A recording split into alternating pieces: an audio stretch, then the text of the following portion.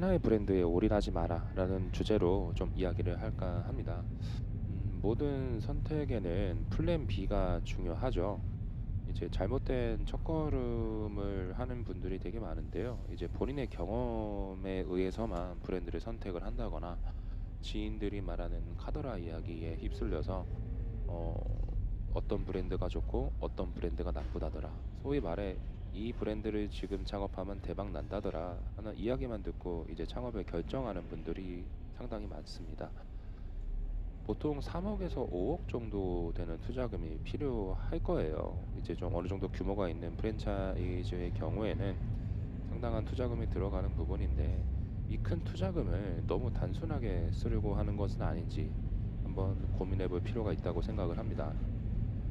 아파트로 예시를 들어보면은요, 기본적으로는 내가 서울 지역에 어디를 투자를 할지, 그리고 예를 들어서 양천구에 내가 투자를 할 것이다라고 하면은 양천구 내에서도 어느 단지가 나에게 좋은 투자처가 될 수 있는지를 판단을 해야 되는 거고 결국 비교 평가를 해야 되는 거죠. 그리고 양천구 내에서도 내가 이제 목동 아파트 그리고 목동 아파트 중에서도 7단지에서 어디를 투자할지 이렇게 단계적으로 그 어디를 투자할 수 있는지에 대한 비교 평가를 좀 진행을 해야 되는데 보통 이제 창업을 하시는 분들 같은 경우에는 아까 아파트의 예시로 말씀드렸었던 서울과 그리고 양천구에서의 비교를 하질 않고 단지 이제 작은 상권 내에서의 단지 개념으로 이제 비교를 하는 경우가 상당히 많습니다.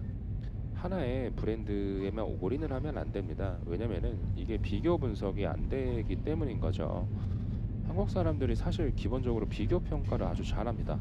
근데 이상하게도 창업에 있어서만큼은 비교를 하지 않고 이제 창업 상담을 하기 전에 이미 내가 창업을 하고자 하는 브랜드를 스스로 결정을 하고 오죠. 이미 스스로 어떤 브랜드를 창업할지를 결정을 하고 나서 그 브랜드에 대한 공부를 시작합니다. 아, 이 브랜드를 할 때 투자금이 어떻게 들어가는구나. 어떤 상권에서 내가 지금 오픈을 할 수 있는 거구나. 메뉴의 구성은 어떻게 되어 있고, 대체적으로 필요한 아르바이트생의 숫자가 몇 명이구나. 이런 정보들을 이미 이 브랜드로 창업을 하고자 결정을 한 이후에 이제 학습이 되는 거죠. 이렇게 되는 배경에는 저는 그 조바심이 있지 않나라고 생각을 합니다.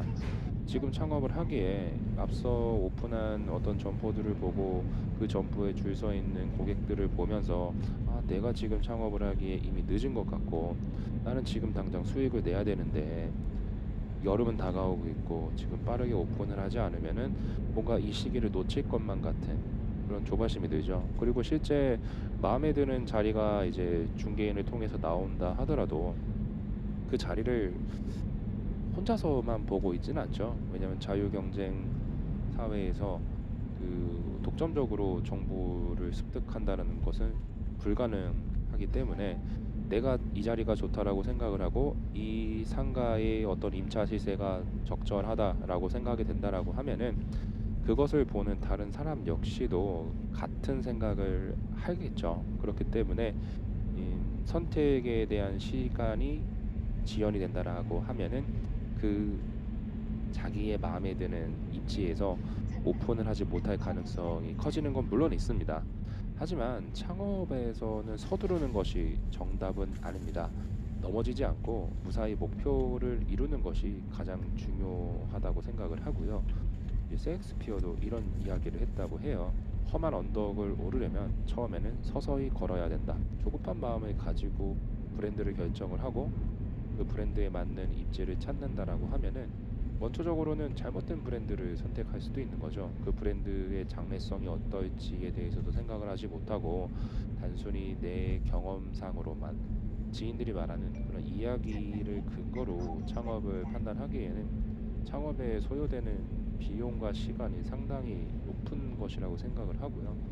저는 조급하게 창업을 하는 것보다는 차라리 시간을 두고 고민을 하면서 내가 과연 창업을 해야 될지에 대한 근본적인 질문을 먼저 해소한 후에 차근차근히 준비하는 게 맞다라고 생각을 합니다. 잘못된 창업으로 예를 들어서 투자금에 대한 손실이 발생된다라고 하면은 이건 사실 그 가정의 어떤 경제를 망가뜨리는 부분이 크다라고 보는 것이 단순히 이게 투자금만 손실이 발생되는 것이 아니라 그 자본금을 가지고 수익을 거둘 수 있었던 기회비용까지도 같이 사라지기 때문에 막말로 아파트에 대한 갭 투자를 해서 어떤 정리적인 부분이 잘 안 된다라고 하면은 사실 그 아파트에 들어가서 사면 되는 거거든요.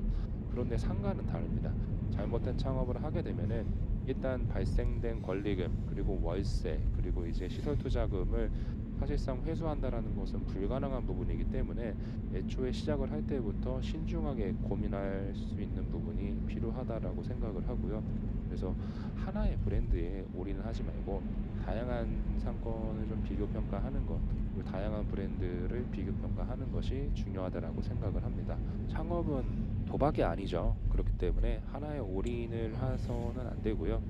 더 큰 수익을 거두기 위해서는 보다 면밀한 비교 평가가 필요합니다. 그리고 비교 평가를 할 수 있는 그런 안목을 갖추는 것은 스스로의 노력이 가장 중요하겠죠. 그 누구도 그 창업의 결과에 대한 책임을 져주지 않습니다. 창업에 대한 결과, 그거에 대한 책임은 본인이 지셔야 되는 것이죠. 그래서 저는 좀 더 신중하게 창업에 대한 고민을 하셨으면 좋겠습니다. 네, 지금까지 알면 보이고 보이면 돈이 되는 상권의 비밀이었고요. 다음에 또 창업과 상가 투자에 대한 도움되는 이야기를 드릴 수 있도록 하겠습니다. 감사합니다.